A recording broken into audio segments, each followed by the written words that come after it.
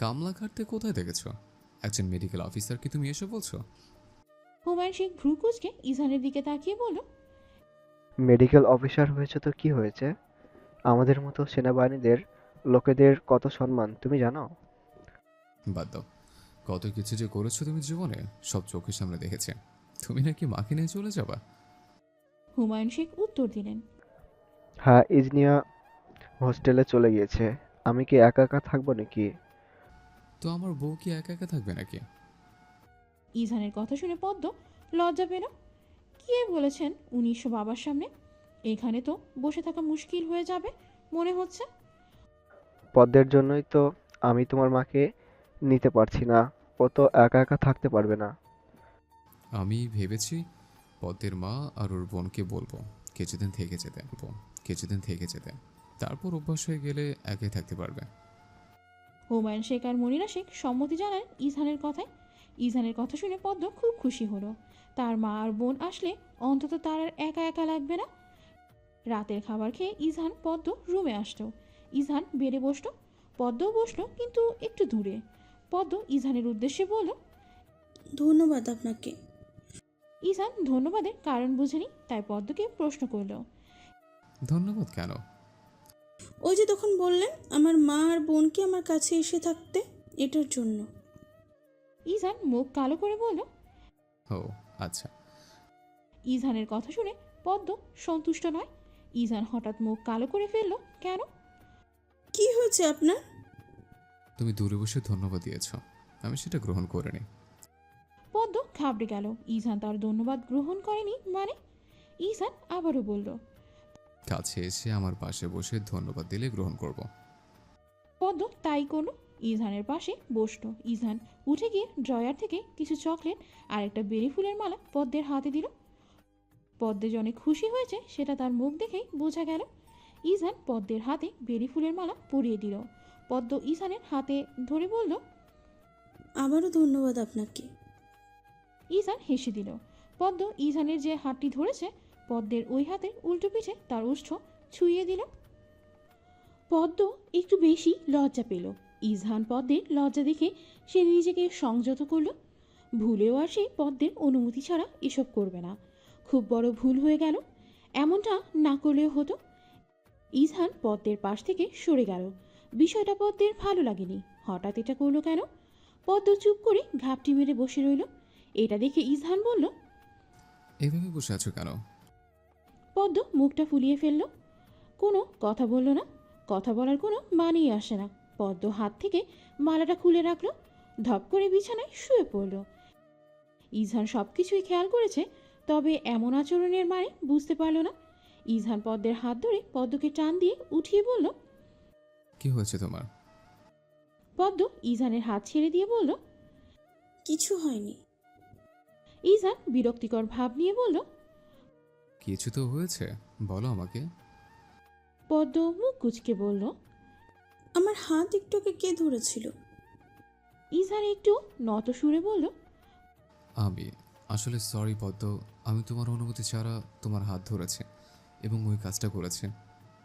পদ্ম হাসল। সেই কোনো কারণ ছাড়াই লোকটার সাথে রাগ করলো। পদ্ম ইজহানকে বলল। সরি বলতে হবে না, আমি কিছু মনে করিনি। ইজহান বারান্দায় চলে গেল। মাথাটা প্রচণ্ড ব্যথা করছে, ভালো লাগছে না তার। এখন সব কিছুই অগোছালো মনে হচ্ছে ইজহানের। এক হাত দিয়ে মাথার চুলগুলো টানছে। পদ্ম ইজহানের পেছনে দাঁড়িয়ে ইজহানের শার্ট টেনে ধরেছে। ইজহান ঘুরে পদ্মর দিকে তাকিয়ে বলল। কি হয়েছে? আমার কিছু হয়নি, আপনার কি হয়েছে সেটা বলুন। ইজহান আবার ওদিকে ফিরে বলল। মাথা ব্যথা করছে? পদ্ম কিছু বলল না। সে ইজহানের হাত ধরে রুমে নিয়ে এসেছে। পদ্ম বেডে বসে তার কোলে একটা বালিশ নিয়ে ইজহানকে বলল। শুয়ে পড়ুন এখানে, আমি আপনার চুল টেনে দিব। ভালো লাগবে আর মাথা ব্যথা হয়তো কিছু কমবে। ইজহান পদ্মের কোলে মাথা রেখে শুয়ে পড়ল। পদ্ম চুলগুলো টেনে দিচ্ছে। ইজহানের আসলেই খুব ভালো লাগতেছে। ইজহান পদ্মের দিকে তাকিয়ে বলল। এখন তো আমি তোমাকে ধন্যবাদ দিব। পদ্ম হেসে বলল। ধন্যবাদ লাগবে না। আচ্ছা, আমার মা আর বোন কবে আসবে? আর কিভাবে ওনারা এত দূর পর্যন্ত আসবে? ইজহান চোখ বন্ধ করে বলল। সেটা তোমার ভাবতে হবে না, আমি সব ব্যবস্থা করে রেখেছি। পদ্ম ইজানের চুলগুলো হালকা টেনে টেনে বলল, বলুন না, আমি একটু শুনতে চাই। যেভাবে চুলগুলো টেনে ধরেছ, ব্যথা পাইনি। গায়ে কি এক ফোঁটাও শক্তি নেই আর জোরে টেনে দিতে? পদ্ম অভিমানী সুরে বলল। বলুন না, এমন করছেন কেন? ইজহান হেসে বলল, তোমার মা আর বোন আসবে কাল, আর আমি আমার গাড়ি পাঠিয়ে দিব গ্রামে। গাড়ি করে আসবে। পদ্ম বুঝল না ইজহানের গাড়ি আবার কোনটা। অবুঝের মতো প্রশ্ন করল।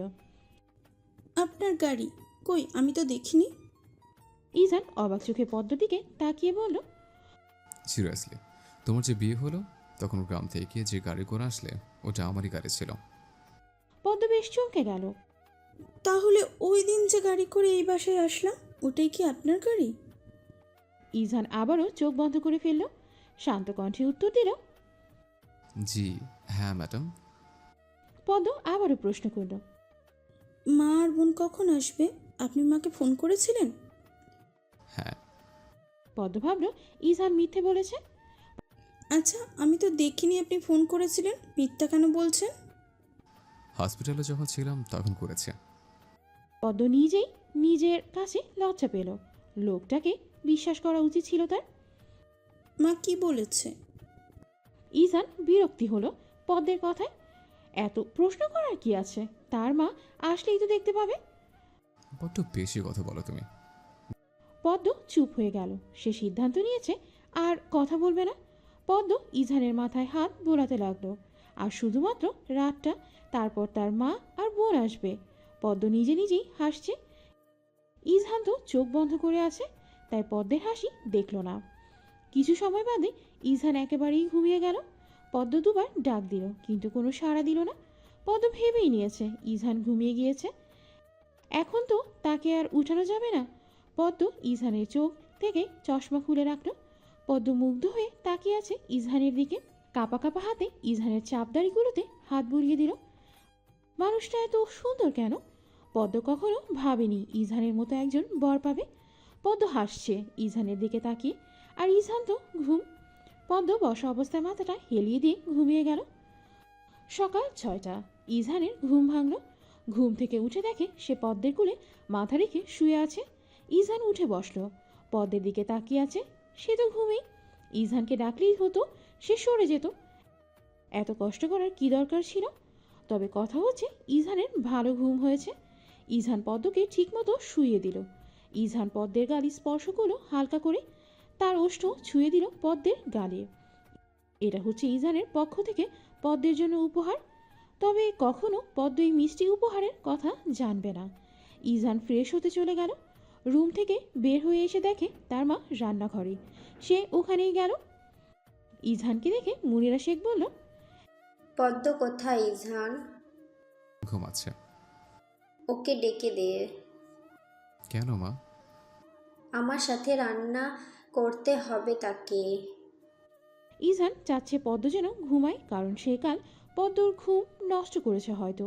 তার জন্য পদ্ম ঘুমাতে পারেনি। ইজহান তার মাকে বলল, মা ও তো ঘুমাচ্ছে, তুমি আমাকে বলো, আমি যা পারি তোমাকে হেল্প করব। মুনিরা শেখ অবাক হয়ে গেলেন। ইজহান কি বলছে এসব? বিয়ের পর ইজহানের মধ্যে এই প্রথম পরিবর্তন মুনিরা শেখ খেয়াল করলেন। যাক, তার ছেলেটা পদ্মকে মেনে নিচ্ছে, এটা ভেবেই তিনি খুশি হলেন। মুনিরা শেখ হেসে ইজহানকে বললেন, না থাক, তুই যা, আমি সব করতে পারবো। ইজহান চলে আসলো।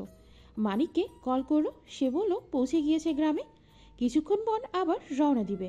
পদ্মের মা আর বোনকে আনতে ইজহান মানিককে পাঠিয়েছিল গ্রামে। 7:30 ইজহান রেডি হয়ে গেল হসপিটালে যাওয়ার জন্য। পদ্ম উঠে পড়েছে তাড়াতাড়ি করে, ফ্রেশ হয়ে মনিরা শেখের কাছে ছুটল। ইজহান নাস্তা করে চলে গিয়েছে। প্রায় 1 ঘন্টা পর হুমায়ুন শেখ আর মনিরা শেখও চলে গিয়েছেন। বাসায় পদ্ম একা। ও পুরো বাসা গোছাচ্ছে। ইজহানের কেবিনে হঠাৎ করে সানায়া আসলো। প্রত্যেকবারের মতো সে ইজহানের সামনে বসেছে। সানায়া জিজ্ঞেস করলো, কেমন আছেন? ইজহানের কথা বলতে মন চাচ্ছিল না, তাও বলল, ভালো। এখন কি কারণে এসছেন? সানায়া মন ভোলানো হাসি দিয়ে বলল, আসতে পারি না বুঝি? ইজহান বিরক্ত হচ্ছে প্রচুর। না, আপনার মতো এত ফ্রি থাকি না আমি সবসময়। কোথায় ফ্রি থাকি? আমার প্রতিদিন কত পেশেন্ট হয় জানেন? হ্যাঁ, জানি। এখন আপনি আসতে পারেন। সানায়া গেল না, সে বসেই থাকতো। আপনি যে ওই দিন বললেন আপনার পছন্দ করা একটা মেয়ে আছে, তাকে কি আমি দেখতে পারি? ইজহান সাথে সাথেই বলল, না, আপনি দেখে কি করবেন? আমার সময় হলে আমি সবাইকে দেখাবো। আমাকে তো পার্সোনালভাবে দেখতেই পারেন। আচ্ছা, আমি তো মেয়েটার থেকে নিশ্চয়ই সুন্দরী, আমাকে বিয়ে করলেই তো হয়। সানায়া বেসামাল হয়ে মুখ ফসকে কথাটা বলে ফেলেছে। ইজহান অনেক রেগে গিয়েছে। ধমক দিয়ে সানায়াকে বলল, আপনি সিনিয়র ডক্টর দেখে ছাড় পেয়ে গিয়েছেন। এখানে আমার আর আপনার পরিচয় হচ্ছে আপনি আর আমি দুজনই ডক্টর। আর আপনি মোটেও সুন্দর নয়। নেক্সট টাইম যদি এসব বলেন পুরো হসপিটাল করে দিব। হসপিটালে সিআই থেকে দারোয়ান পর্যন্ত সবাই জানবে বলে দিলাম। আর আপনার যদি মিনিমাম লজ্জাটুকু থাকে তাহলে আপনি আমার কেবিন থেকে বের হয়ে যান। সানায়া রাগে ফোঁস করতে করতে চলে গেল। ইজহান ইদানিং তাকে একটু বেশি অপমান করছে। এই প্রতিশোধ সানায়া ইজহানের প্রতিই তুলবে। ইজহান মাথা চেপে বসে রইল। সানায়ার মতো এমন মেয়ে আজ প্রথম দেখেছে। মান সম্মান নেই বোধহয়। কেউ যদি এসব জানে বলবে না সে ডক্টর। বিরক্তিকর একটা মেয়ে। দুপুর 12:40। কলিং বেলটা বেজে উঠল। পদ্ম দরজা খুলল। রুবিনা খাতুন আর পুষ্প দাঁড়িয়ে আছে। পদ্ম তার মাকে জড়িয়ে ধরে কান্না করে দিল। বিয়ের পর তার মাকে প্রথম দেখেছে। একটু বেশি ইমোশনাল হয়ে গেল পদ্ম। রুবিনা খাতুন মেয়েকে শান্ত করার জন্য বলল, কি রে, আর কি ঢুকতে দিবি না নাকি? পদ্ম লজ্জা পেল। তড়িঘড়ি করে বাসায় নিয়ে আসলো রুবিনা খাতুন আর পুষ্পকে। পুষ্প তার বোনকে পেয়ে খুব খুশি। রুবিনা খাতুনকে নাকি খারাপ লাগছে, তাই পদ্ম ওনাকে রুমে দিয়ে আসলেন। আর পুষ্পের সাথেই পদ্ম অনেকক্ষণ ধরে ঘ্যান ঘ্যান করছে ফ্রেশ হওয়ার জন্য, কিন্তু সে যাচ্ছে না। এক প্রকার জোর করেই পুষ্পকে ওয়াশরুমে ঢুকালো পদ্ম। পদ্ম খাবার বাড়ছে তাদের জন্য। সবাই একসাথে খাওয়া দাওয়া করলো। গাড়ি করে আসার কারণে রুবিনা খাতুনের কেমন মাথা ঘোরাচ্ছে, তাই তিনি রেস্ট করছেন। পদ্ম পুষ্পকে তার আর ইজহারের রুমে নিয়ে গেল। আপু, এটা কি তোমার আর দুলাভাইয়ের রুম? পদ্ম হেসে বলল। হ্যাঁ। পুষ্প বেশ আগ্রহ নিয়ে বলল, গ্রামের সব চাচি আর তোমার বান্ধবীগুলো জিগায় তোমার বর কি করে, তুমি এখন কোথায় থাকো। আমি জানো কিচ্ছু বলতে পারি না, কারণ আমি তো জানিই না। তুই গ্রামে গিয়ে বলবি তোর বোনের বর একজন ডাক্তার আর আমি এখন শহরে আছি, বুঝেছিস? দুলাভাই ডাক্তার? অবাক হয়ে গেল পুষ্প। হুম। আচ্ছা আপু, দুলাভাই তোমাকে ভালোবাসে? ভালোবাসে না তোর দুলাভাই। তুই একটু বসে থাক, আমি আসছি। পদ্ম ড্রয়ার থেকে চকলেট নিয়ে আসলো পুষ্পের জন্য। কাল যেগুলো ইজহান এনেছিল ওইগুলোই।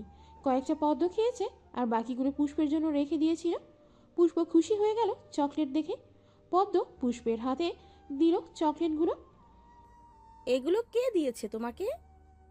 তোর দুলাভাই দিয়েছিল। তুমি না বললে দুলাভাই তোমাকে ভালোবাসে না, তাহলে চকলেট দিয়েছে যে? পদ্ম হেসে বলল, চকলেট দিলে কি ভালোবাসবে এমন কোনো কথা আছে? তাড়াতাড়ি খা তো, আমার ঘুম পাচ্ছে। তুই খেয়ে আমার পাশে ঘুমিয়ে পড়িস।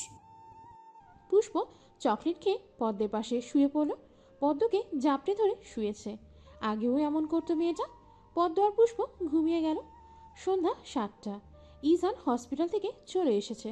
তার সব পেশেন্ট দেখা শেষ, তাই তাড়াতাড়ি চলে এসেছে। বাসায় এসে কলিং বেল চাপ দেওয়ার পর তার শাশুড়ি এসে দরজা খুলেছে। ইজহান রুবিনা খাতুনের সঙ্গে কথা বলে রুমে আসে। পদ্ম আর পুষ্প একে অপরকে জড়িয়ে ধরে শুয়ে আছে। ইজহান কোমরে হাত দিয়ে দেখছে দু বোনকে। ইজহান মনে মনে বলছে, আমি এখন আমার বউকে এভাবে ধরে ঘুমোতে পারলাম না, আর আমার শালিকা কি সুন্দর আমার বউকে ধরে ঘুমিয়ে আছে। ইজহান তাদের দেখে ফ্রেশ হতে চলে গেল। ইজহান সোফায় বসলো। তাকে দেখে রুবিনা খাতুন জিজ্ঞেস করলো, বাবা, পদ্ম ওঠেনি এখনো? ইজহান রুবিনা খাতুনের দিকে তাকিয়ে বলল, না মা। রুবিনা খাতুন পদ্মকে উঠাতে চলে গেল। ইজহান বাসায় এসেছে, তাও মেয়ের ঘুম ভাঙেনি। এত ঘুম কিসের তার? রুবিনা খাতুন অনেকবার পদ্মকে ডাকলেন, মেয়েটা এখনো উঠছে না। রুবিনা খাতুন পদ্মকে ধমক দিল। পদ্ম লাফ দিয়ে ঘুম থেকে উঠে গিয়েছে। পদ্ম ভয় পেয়ে গেল। কি হয়েছে? এত ডাকাডাকি করার কি আছে? রুবিনা খাতুন রেগে বললেন, ইঝান বাসায় এসে পড়েছে আর তুই ঘুমিয়েই আছিস? পদ্ম মাথা চাপড়াতে চাপড়াতে ওয়াশরুম থেকে মুখ ধুয়ে ইজহানের কাছে গেল। ইজহান টিভি ছেড়ে রেখে দিয়ে ফোন চাপছিল। পদ্ম ইজহানের পাশে দাঁড়িয়ে বলল, আপনি এত তাড়াতাড়ি এসেছেন যে? ইজহান পদ্মের কি একবার তাকিয়ে আবার ফোনের দিকে তাকালো। সব কাজ শেষ, তাই চলে এসেছে। ও, পুষ্প ঘুম থেকে উঠে শুনেছে তার দুলাভাই এসেছে। সে তো মহা খুশি। ইজহান যে সোফায় বসেছিল, পুষ্প ওই সোফায় বসেছে। ইজহান পুষ্পের দিকে তাকালো। পুষ্প ইজহানকে দেখে একটা হাসি দিল। ঠিক সে কাজটা ইজহানও করলো। ইজহান পুষ্পকে জিজ্ঞেস করলো, কেমন আছো? পুষ্পের হাসি যাচ্ছে না মুখ থেকে, সে হেসেই চলছে। ভালো আছি, আপনি কেমন আছেন? ইজহানের হাসি অলরেডি অফ হয়ে গিয়েছে। তবে পুষ্পের এমন হাসি দেখে কিছুটা অবাক হলো। ও এত হাসছে কেন? ভালো। তুমি এত হাসছো কেন? আপনি খুব সুন্দর দুলাভাই। পুষ্পের এমন কথা শুনে কিছুটা বিব্রত বোধ করলো। সে জিজ্ঞেস করলো, হাসছো কেন? আর ও বলছে ইজহান খুব সুন্দর। তাই? একটু সুন্দর না বেশি সুন্দর? পদ্ম হাত দিয়ে দেখালো। আপনি বেশি সুন্দর। একদম বোঝে না, সে বোঝে না নাটক আছে না, ওই নাটকে নায়কের মতন দেখতে। তবে নায়কের আপনার মতন দাড়ি ছিল না। যাই হোক, কিছুটা একই লাগছে। ইজহান ভ্যাবাচাকা খেলো। এই বাচ্চা মেয়ে এসব কি বলছে? ইজহান ছোট্ট করে উত্তর দিল, ও, আচ্ছা দুলাভাই, আপনি কেন আমার আপুকে ভালোবাসেন না? কেন? ইজহান চোখ বড় বড় করে পুষ্পের দিকে তাকালো। কে বলেছে এসব কথা? আপু বলেছে দুলাভাই। ইজহান কেন জানি কথাটা বিশ্বাস করলো না, কারণ পদ্ম এসব কথা বলবে না সে জানে।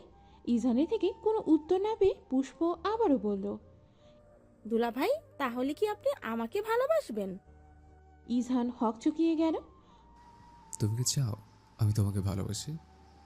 পুষ্প হাসি দিয়ে বলল, হ্যাঁ। ইজহান পদ্মকে ডাক দিল। সাথে সাথে পদ্ম এসে উপস্থিত।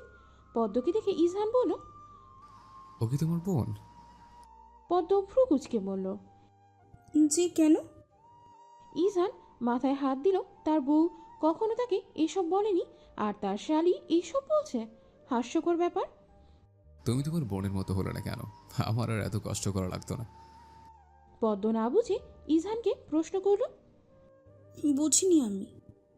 এত বোঝা লাগবে না। পদ্ম সেখান থেকে চলে আসলো। আর পুষ্প একের পর এক কথা বলেই যাচ্ছে। ইজহান খুব মন দিয়ে কথাগুলো শুনছে। আর কেউ হলে এতক্ষণ অনেক কিছু বলে দিত। যেহেতু তার একটা মাত্র শালিকা, তাই সে বসে বসে পুষ্পের কথা শুনছে। কিছু সময় বাদে রুবিনা খাতুন আসলেন। ইজহান ওনাকে বসতে বলল। রুবিনা খাতুনের সাথে পদ্মও এসেছে। পদ্ম তার মায়ের পাশে বসেছে। ইজহান রুবিনা খাতুনকে বলল, মা, আমি যাচ্ছি পদ্মকে পড়াশোনা করাতে। এই বিষয়ে আমি ওর সাথে কথা বলেছি। রুবিনা খাতুনের সাথেও চকচক করেছে। তার মেয়েটা পড়াশোনা করতে চাইতো, কিন্তু তার ভাগ্যে বিয়ে ছিল, তাই মেয়ের ইচ্ছা অপূর্ণ থেকে গেল। ইজহানের কথা শুনে রুবিনা খাতুন খুব খুশি হলেন। ইজহান বলল, পদ্ম শুধু পরীক্ষা দিতে যাবে ওখানে। রুবিনা খাতুন রাজি হলেন। রাত 10টা, চারজন একসাথে ডিনার করলো। ইজহান রুমে পায়চারি করছিল, কখন পদ্ম রুমে আসবে। প্রায় আধ ঘন্টা পর পদ্ম রুমে আসলো। ইজহান পদ্মের একদম সামনে দাঁড়িয়ে বলল, আমি তোমাকে ভালোবাসি না, এটা তুমি পুষ্পাকে বলেছ? পদ্ম ঘাবড়ে গেল। এখন সে ইজহানকে কি বলবে? এই পুষ্পের পেটে কোনো কথাই থাকে না। ইজহান আবারও জিজ্ঞেস করলো। বলেছ? পদ্ম আমতা আমতা করে বলল, জি। যেহেতু বলছো ভালোবাসি না, তাহলে আজ ভালোবাসা দেখিয়ে দেব। তুমি তৈরি থেকো। পদ্মের রাতে গা কাঁপিয়ে জ্বর আসতো। ইজহান মেডিসিন দিয়েছে, তাও জ্বর কমছে না। এই গরমেও পদ্ম কাঁপছে। জ্বরে পদ্মের চোখ দিয়ে পানি পড়ছে। ইজহান টিস্যু দিয়ে কতক্ষণ পর পর পদ্মের চোখের পানি মুছে দিচ্ছে। ইজহান আর সামলাতে না পেরে রুবিনা খাতুনকে ডাক দিল। তিনি এসে তার মেয়ের পাশে বসলেন।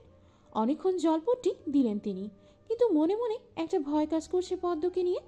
জলপটি দেওয়ার পর পদ্মের জ্বর অনেকটা কমেছে। রুবিনা খাতুন পদ্মের কাছে থাকতে চেয়েছিল, কিন্তু ইজহান ওনাকে বলেছে এখন সে সব সামলাতে পারবে, তাই রুবিনা খাতুন চলে এসেছেন। ইজহান পদ্মের পাশে শুয়েছে, আজ কোনো দূরত্ব নেই তাদের মাঝে, তবুও একজন আরেকজনকে স্পর্শ করছে না। পদ্ম জ্বরের ঘরে কিছু বলছে, ইজহান খুব মনোযোগ দিয়ে পদ্মের কথা শুনছে। পদ্ম পানি খাবে, ইজহান পদ্মকে পানি খাওয়ালো। কিছুক্ষণ পর আবার জ্বর আসলো পদ্মের। মেয়েটা কাঁপছে, ইজহান তার অনুমতি নিল না, পদ্মকে জড়িয়ে ধরে শুয়ে আছে। সকাল 7টা। পদ্মের মনে হচ্ছে তার গায়ের উপর কেউ পাথর ফেলে দিয়েছে। কি অসহ্য লাগছে, শরীরে এক ফোঁটা শক্তি নেই যে হাতটা সরাবে। চোখ খুলে পদ্ম তার ডান পাশে তাকিয়ে দেখে ইজহান ওকে এভাবে ধরে শুয়ে আছে। পদ্ম হাত নাড়াচাড়া করতে ইজহান উঠে গেল, তড়িঘড়ি করে পদ্মকে জিজ্ঞেস করলো, কিছু লাগবে পদ্ম? তারপর পদ্মের মাথায় হাত দিয়ে চেক করলো জ্বর আছে কিনা। জ্বর তখন ছিল না। পদ্ম ইজহানের দিকে তাকিয়ে বলল, কিছু লাগবে না। আসলে আপনি যেভাবে হাত দিয়ে শুয়েছিলেন আমি নিঃশ্বাস নিতে পারছিলাম না। কথাটা শুনে ইজহানের মুখটা ছোট হয়ে গেল। ইজহান উঠে ফ্রেশ হতে চলে গেল। ফ্রেশ হয়ে এসে পদ্মকে জিজ্ঞেস করলো। তুমি ফ্রেশ হবে না? পদ্ম মাথা নেড়ে বলল, জি আসলে মাকে একটু ডেকে দিলে ভালো হয়। আমার একটুও শক্তি নেই, একা একা হেঁটে যেতে পারবো না। ইজহান পদ্মের পাশে দাঁড়িয়ে হাত বাড়িয়ে দিল। পদ্ম কিছু বুঝল না, অবুঝের মতো শুধু তাকিয়েই রইল। ইজহান পদ্মকে তার হাত ইশারা করে বলল, উঠে আসো, আমি ওয়াশরুমে দিয়ে আসবো। পদ্ম আস্তে আস্তে করে উঠছে। ইজহান পদ্মকে ধরে নিয়ে ওয়াশরুমে দিয়ে আসলো। যতক্ষণ পদ্ম ওয়াশরুমে ছিল ততক্ষণ ইজহান সেই দরজার বাহিরেই দাঁড়িয়েছিল। পদ্মকে বেডে আছোয়া করে রেখে বাহিরে আসলো। পদ্ম সোফায়, পুষ্প সোফায় বসে আছে। গ্রামে থাকলে এতক্ষণ তার 3বার খাওয়া হয়ে যেত, আর এখানে এখনও একবারও সে খেতে পারছে না। বিরক্তিকর ব্যাপার। ইজহানকে রুম থেকে বের হতে দেখলো। পুষ্প ইজহানের সামনে দাঁড়ালো। ইজহান ভয়ে আছে, আজ জানি আবার কি বলবে। ইজহান বুঝেছে পুষ্প কি বলছে। পুষ্পের কথা শুনে লজ্জায় পড়ে গেল। পদ্ম অসুস্থ, তাই আজ নাস্তার কথা ভুলে গিয়েছে সে। এখন যাচ্ছে নাস্তা আনার জন্য। ইজহান বিব্রত বোধ হাসি দিয়ে বলল, এই তো যাচ্ছে তোমার খাবার আনতে। ইজহান বেরিয়ে পড়ল। এই পুষ্প মেয়েটা ভালোই লজ্জা দিতে পারে। ইজহান রুবিনা খাতুন আর পুষ্পের সাথে নাস্তা করে পদ্মের জন্য রুমে নিয়ে আসলো। তারপর নিজ হাতে খাইয়ে দিল পদ্মকে। আজ আর হসপিটালে যাবে না ইজহান। ইজহান এখনও হসপিটালে যাচ্ছে না দেখে পদ্ম ইজহানকে বলল, আপনি হাসপাতালে যাচ্ছেন না কেন? ইজহান চুপচাপ পদ্মকে মেডিসিন খাইয়ে দিয়ে বলল, আমার বাসায় এক স্পেশাল রোগী আছে, যার কারণে আজ আর হসপিটালে যাব না। পদ্ম হাসল ইজহানের কথা শুনে। পদ্মের এই সময় হাসি দেখে ইজহান বলল, হাসছেন কেন ম্যাডাম? ইজহানের এমন ম্যাডাম বলার কারণ পদ্ম জানে না। সে ইজহানকে বলল, আপনি আমাকে ম্যাডাম বলেন কেন? ভালোবেসে বলে। পদ্ম অবাক হলো ইজহান তাকে ভালোবাসে শুনে। আপনি আমাকে ভালোবাসেন? ইজহান তার চশমা পড়তে পড়তে বলল, অবশ্যই বউকে ভালোবাসবো না তো কাকে ভালোবাসবো? তুমি কি চাও আমি অন্য কাউকে ভালোবাসি? পদ্ম সাথে সাথে উত্তর দিল। না না, আমি সেটা চাই না। ইজহান পদ্মের কাছে ঘেঁষে বসলো। পদ্মের কাজ জড়িয়ে ধরে বলল, কেন চাও না? মজা করবেন না, আমি এখন অসুস্থ কিন্তু। হ্যাঁ, তুমি অসুস্থ দেখেই তো কত ইচ্ছা বিসর্জন দিচ্ছে। পদ্ম ইজহানের দিকে তাকালো। চোখগুলো গোল্লা গোল্লা হয়ে গেল তার। কি ইচ্ছে বিসর্জন দিচ্ছেন আপনি? কত কিছুই। শোনো, কিছুক্ষণ পর ডক্টর আসবে। আমার বেস্ট ফ্রেন্ডই বলতে পারো, তার সাথে স্বাভাবিক থেকো। কেন? ইজহান বিরক্ত হলো। এটাও প্রশ্ন করা লাগে? তুমি যে অসুস্থ সেটা জানো। মাঝে মাঝে তোমার ওসব বিরক্তির কথা শুনলে রাগ হয়। পদ্ম চুপসে গেল, আর কথা বলল না সে। ইজহানও কিছু বলছে না। দুজনেই নীরবতা পালন করছে। ইজহান সেইভাবেই পদ্মের সাথে ঘেঁষে বসে থাকলো, কিন্তু কেউ কথা বলছে না। অনেক সময় পর কলিং বেল বাজলো। ইজহান তাড়াতাড়ি গিয়ে দরজা খুলল। ইজহান হাসি দিল ব্যক্তিটিকে দেখে। ব্যক্তিটি হচ্ছে ইফফাত, মেধা। মেধা হাসি দিয়ে বলল, কেমন আছিস সুদর্শন পুরুষ? ইজহানও হাসি দিয়ে বলল, ভালো আছি যুবতী নারী। ইজহান আর মেধা একে অপরকে খুব ভালো করে চিনে। সেই কলেজ থেকে দুজনের যাত্রা শুরু হয়েছে। আজও একই সাথে আছে তারা। মেধা ভিতরে ঢুকতে ঢুকতে বলল, বিয়ের দাওয়াত তো দিসনি, আর বউ যে অসুস্থ হয়ে পড়লো তখনই আমাকে দরকার পড়েছে। ইজান সাথে সাথে মাথা চুলকাতে চুলকাতে বলল, কোন পরিস্থিতিতে বিয়েটা হয়েছে তোকে তো বললাম। কোনো এক্সকিউজ শুনতে চাই না, টিটটা দিয়ে দিস দয়া করে। এখন চল, তোর বউকে দেখে আসি, তার কি সমস্যা।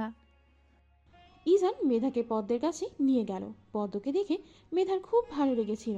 চেহারাটা সুন্দর, তবে জ্বরের কারণে চোখের নিচে লাল হয়ে আছে।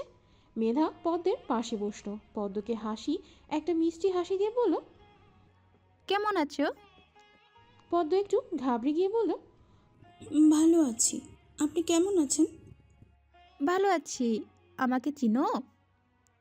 জি, উনি একটু আগেই আপনার কথা বলছিলেন। ও বলে দিয়েছে। নাম কি তোমার? পদ্ম আস্তে করে বলল, পদ্ম। মেধা হাসলো। কণ্ঠ বেশ সুন্দর, তবে বেশ নিরিবিলি মেয়ে মনে হচ্ছে পদ্মকে। মেধা ইজানের উদ্দেশ্যে বলল, আচ্ছা ইজহান, তুই রুম থেকে যা। ইজান অবাক হয়ে বলল, কেন, আমি এখানে থাকলে কি সমস্যা? মেধা কথা বাড়ালো না, এক কথায় বলল, কেন রুম থেকে যেতে বলছি তুই পরে বুঝবি। মেধা পদ্মের শরীরে তাপমাত্রা চেক করলো। মোটামুটি ভালোই জ্বর আছে। জ্বরের জন্য কিছু মেডিসিন লিখলো। তারপর পদ্মের চোখ গলা দেখলো, কোথাও সমস্যা নেই। মেধা পদ্মের প্রেশার মাপতে মাপতে বলল, তোমার এখন কেমন লাগছে? পদ্ম আস্তে আস্তে করে উত্তর দিল, একটু জ্বর জ্বর লাগছে। কিন্তু জ্বর তো একটু না শরীরে। আচ্ছা, তোমার পিরিয়ড ক্লিয়ার হয়তো? পদ্ম লজ্জা পেয়ে মাথা নিচু করে ফেলল। ইজান সামনে দাঁড়িয়ে আছে। সে এখন কিভাবে উত্তর দিবে? ইজানের কাছে নর্মাল বিষয় এগুলো, কিন্তু ইজান বুঝছে পদ্ম লজ্জা পাচ্ছে, তাই সে রুম থেকে বের হয়ে চলে আসলো। মেধা আবারও বলল, পিরিয়ড ক্লিয়ার? পদ্ম মাথা নাড়ালো, মুখে কিছু বলল না। মেধা পদ্মকে বলেছে, ইদানিং বিবাহিত মেয়েদের সমস্যা বেশি হয়ে থাকে, এগুলো পরে মারাত্মক আকার ধারণ করে। যাই হোক, বয়স কত তোমার? পদ্ম ঠোঁট ভিজিয়ে বলল, 15। মেধা জানে পদ্মের বয়স। ইজান সব খুলে বলেছে মেধাকে। মেধা পদ্মকে জিজ্ঞেস করলো, তুমি কেন এই ইজহানের মতো তেরাকে বিয়ে করেছো? ও তো ঠিকই বুড়ো হয়ে যাবে, তখন তুমি কিশোরী বয়স পার করবে। পদ্ম মাথা নিচু করে বলল, আমার ভাগ্যে যা লেখা আছে তাই হবে। মেধা একটা ইঞ্জেকশন বের করলো। পদ্মের থেকে রক্ত নিবে। পদ্ম চোখ বড় বড় করে তাকিয়ে আছে। এটা দিয়ে কি করবে বোঝার চেষ্টা করছে। পদ্মের ভয় লাগা শুরু করেছে এখন। পদ্ম আমতা আমতা করে বলল, এটা দিয়ে কি করবেন? মেধা হেসে বলল, কিছু করব না, একটু জাস্ট বালাট নিব। পদ্ম ছিটকে দূরে সরে গেল। মেধা অবাক হয়ে গেল। পদ্ম এটার সুই তার শরীরে ফোটাতে দিবে না। এসবে তার ভীষণ ভয় করে। মেধা হেসে বলল, আরে এখানে আসো, কিছু করব না আমি, বসো এখানে। পদ্ম ভয়ে ভয়ে বলছে, আপনিই তো একটু আগে বললেন রক্ত নেবেন। এইটুকু শিউকে ভয় পাও? যখন কিছুদিন পর বাচ্চার মা হবা তখন তো আরও কষ্ট হবে। তোমার সামনে তোমাকে বিভিন্ন রকমের ইঞ্জেকশন দেওয়া হবে, না বলার উপায় থাকবে না। তখন এখানে আসো তুমি। পদ্ম তাও আসলো না, ভয়ে মুখ চেপে ধরে আছে। মনে হচ্ছে এখনই অজ্ঞান হয়ে যাবে। মেধা পদ্মের সাথে পেরে উঠছে না, তাই ইজানকে ডাক দিল। সাথে সাথে ইজান রুমে আসলো। ইজান তাড়াতাড়ি জিজ্ঞেস করলো, কি হয়েছে? মেধা ক্লান্ত চোখে ইজানের দিকে তাকিয়ে বলল, আমি তোর বউয়ের সাথে পারছি না আর, আমার বালাট লাগবে একটু। তুই তো তোর বউকে হসপিটালে নিতে দিবি না, তাই বালাট নিয়ে টেস্ট করে দেখবো কি সমস্যা, জ্বরের কোথাও সমস্যা হয়েছে বা আছে কিনা। ইজান বুঝলো কথাটা। পদ্মকে পিছন দিক দিয়ে গিয়ে জড়িয়ে ধরলো। তারপর মেধার সামনে নিয়ে আসলো।